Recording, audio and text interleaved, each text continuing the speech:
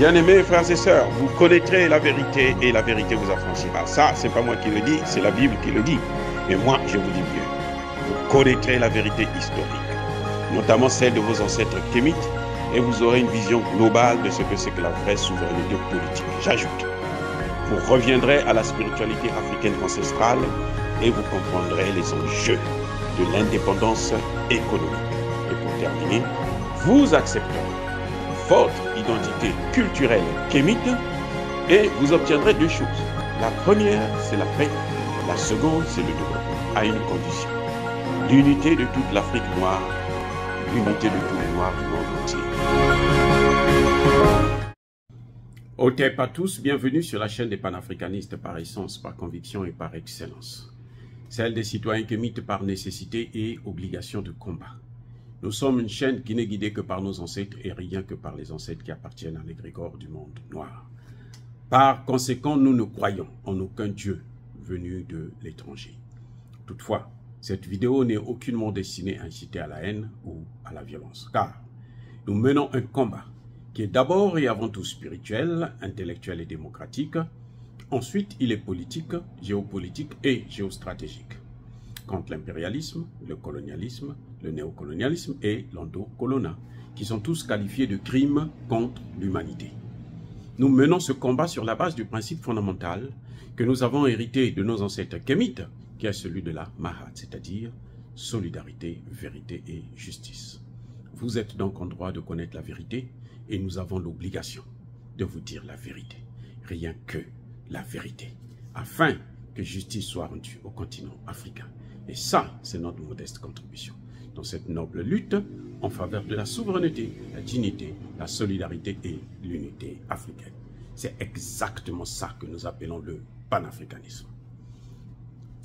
Bien-aimés frères et sœurs, je vais vous faire lire un passage de la Bible qui semble être ignoré, même par les chrétiens. Alors que c'est capital de comprendre ces enjeux. Je ne vous ai jamais, même si je critique beaucoup la Bible, je ne vous ai jamais dit que tout ce qu'il y a dans la Bible est mauvais. Il y a des choses qui sont bonnes, qu'il faut retenir, parce que vous le savez très bien, que la Bible c'est un plagiat. Ils ont copié la religion de nos ancêtres. Et ils ont brûlé la bibliothèque d'Alexandrie pour faire disparaître toutes les traces et nous faire avaler cette fameuse parole de Dieu qu'ils ont transformée, qu'ils ont blanchisée et qu'ils nous ont imposée au prix du sang de nos ancêtres. Ce passage que je voudrais vous lire se trouve dans Matthieu, au chapitre 7 plutôt, chapitre 7, au verset, à partir du verset 15-16. La Bible dit ceci: gardez-vous des faux prophètes. Retenez bien le mot prophète. Ils viennent à vous en vêtements de brebis, mais au-dedans, ce sont des loups ravisseurs. Verset 16. Vous les connaîtrez à leurs fruits. Car on ne peut pas cueillir des raisins sur des épines, on ne peut pas obtenir des figues sur du chardon. Vous allez au verset 20. Là, c'est Jésus qui parle, hein, c'est Jésus qui s'adresse à vous. Je vous rappelle ça parce que quand je parle de la Bible, vous me critiquez tout le temps. Bon, enfin, pas tous, il y a quelques-uns qui me critiquent. Je vous parle de ça pour que vous puissiez vous-même comprendre et mettre en application ce que votre livre vous dit. Au verset 20, toujours le chapitre 7, verset 20, Jésus dit encore à ses disciples que vous les connaîtrez par, comment on appelle ça? Par le fruit. Le fruit ici, c'est le résultat. Je dis, hein, le fruit, c'est le résultat. Les faux prophètes, là, hein, c'est ceux qui viennent vous dire démocratie, droit de l'homme. Ce sont ces faux prophètes. Ils viennent vous parler de la démocratie alors qu'eux-mêmes, ils ne respectent pas la démocratie. Ils viennent vous parler de la démocratie alors qu'ils font la discrimination dans l'application de la démocratie.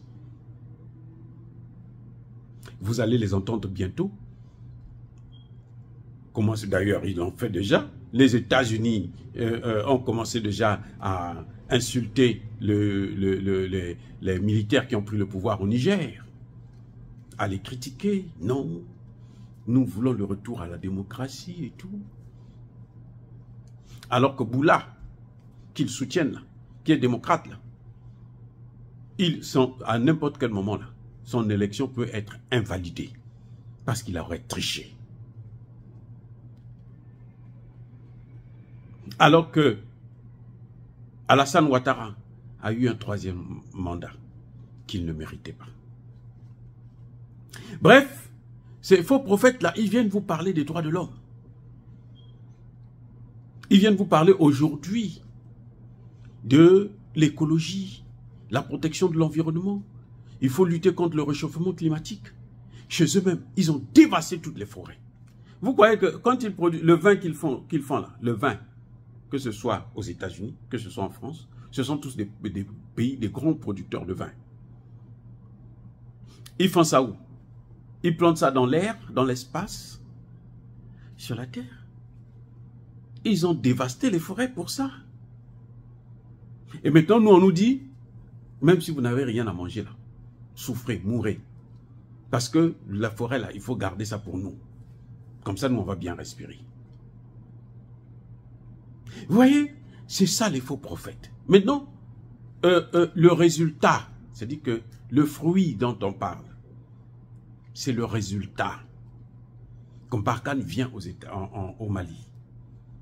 Le Mali est occupé à 10%, 15% par là. 8 ans plus tard, le Mali est occupé à 80%. Voilà le résultat. Ça veut dire que c'est un mauvais fruit. Et oui. Voilà le résultat. Voilà le fruit. Ce qu'ils produisent, c'est ça, c'est leur fruit. Ils sont au Niger.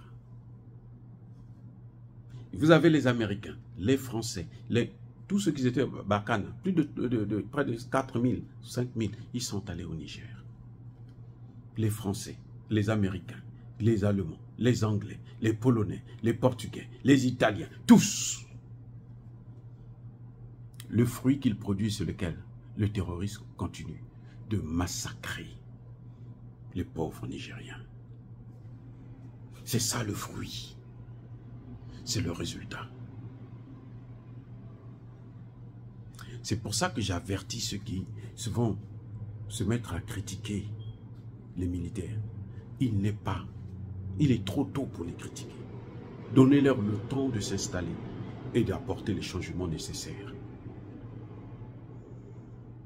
Eh oui. Parce que ce qui se passe, le fruit là, que ceux-là qui vous parlent des droits de l'homme, de la démocratie, le retour à la démocratie, le fruit qu'ils ont apporté, il est quoi? Il n'est pas amer? Ceux qui parlent des droits de l'homme, ils sont pour rentrer au Niger. Ils ont tué des pauvres enfants. Nos enfants à nous, ils les ont massacrés.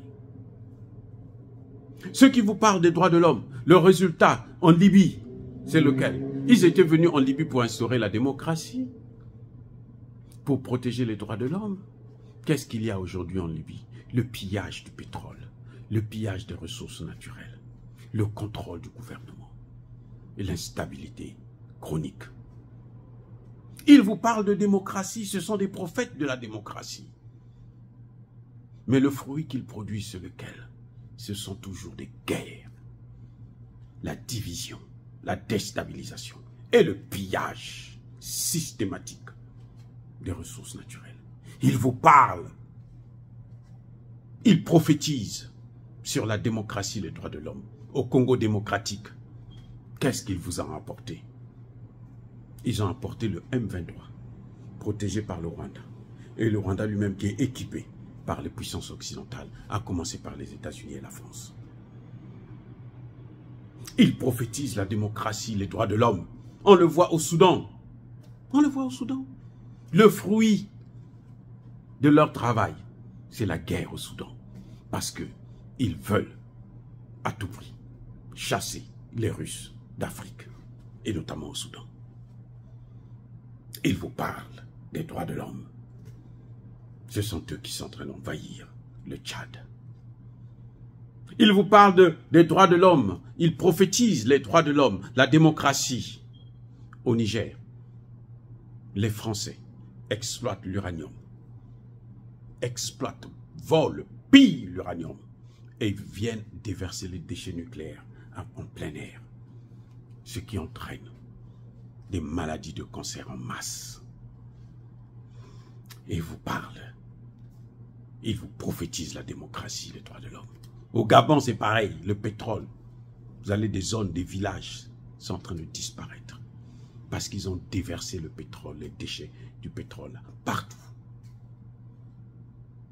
Oh, bien-aimés frères et sœurs, vous devrez les reconnaître par le fruit. Et pour les reconnaître par le fruit, pensez toujours à faire le bilan de leurs actions en Afrique, chez vous, avant de les acclamer, avant de les écouter, de les encourager. Revenez à l'histoire. Revenez, regardez ce qu'ils ont fait. Faites le bilan. Demandez-leur de vous donner le résultat. Vous allez voir que lorsqu'on attrape des gens, des Français, qui ont kidnappé près de 2000 enfants et ils veulent les amener en France pour prendre les organes, prélever des organes et utiliser comme objets sexuels et autres. C'est Nicolas Sarkozy en personne qui envoie son armée de mercenaires venir entourer le palais présidentiel et dire si tu ne libères pas ces gens,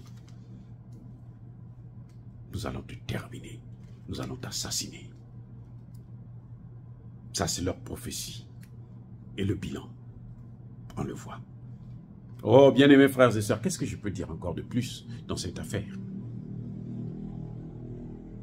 Comme je disais tantôt, le plus grand conseil que j'ai à vous donner, c'est de toujours faire le bilan de leurs actions. Regardez ce bilan-là dans l'histoire.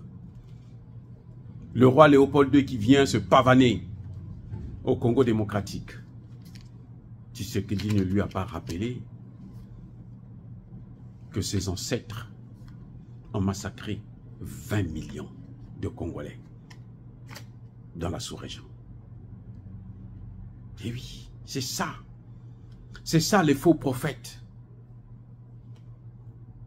Quand le pape fait le déplacement pour Kinshasa, Tshisekedi dépense près de 80 millions de dollars pour les préparatifs de sa réception. Le résultat, c'est quoi? C'est un pape qui a décidé de prendre l'homme noir en esclavage. Eh oui, c'est pas un imam, hein, c'est un pape qui a décidé de prendre les noirs en esclavage. Donc le pape, quand il se balade là, c'est lui le cerveau penseur de l'esclavage, la colonisation et tout ce que nous sommes en train de subir jusqu'aujourd'hui. Parce que la colonisation est la dérivée ou la fille cadette de l'esclavage. L'apartheid est le résultat de l'esclavage. Vous voyez le résultat? Les faux prophètes, ils ont dit, il faut arrêter Poutine pour l'envoyer à la Cour pénale internationale. Ce sont des descendants de ceux qui ont pratiqué l'apartheid qui le disent. Le résultat, c'est celui-là, l'apartheid. Oh, bien-aimés frères et sœurs, je peux passer toute la nuit à vous parler, toute la journée à parler de ces choses-là, à vous citer, donner des exemples. Mais, une fois de plus, soyez bénis. Je persiste et je signe, soyez abondamment bénis par le Dieu des Kémites et par nos ancêtres angélisés. Mais que tous ceux qui persécutent le continent africain le pillent et le déstabilisent, qu'ils soient noirs, blancs, chinois, arabes, indiens, qui qu'ils soient, qu'ils soient maudits, punis, foudroyés, neutralisés, écrasés, effacés par ce Dieu des Kémites et par nos ancêtres angélisés. Vive l'Afrique éternelle, j'ai dit et j'assume.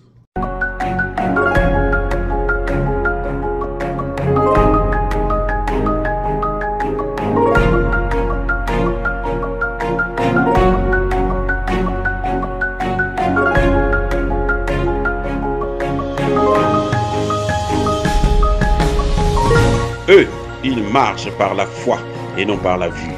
Mais moi, je vous conseille vivement de marcher par la connaissance scientifique et historique, notamment celle de nos ancêtres kémites, par les 5 sens et par l'intelligence. Abou Abia.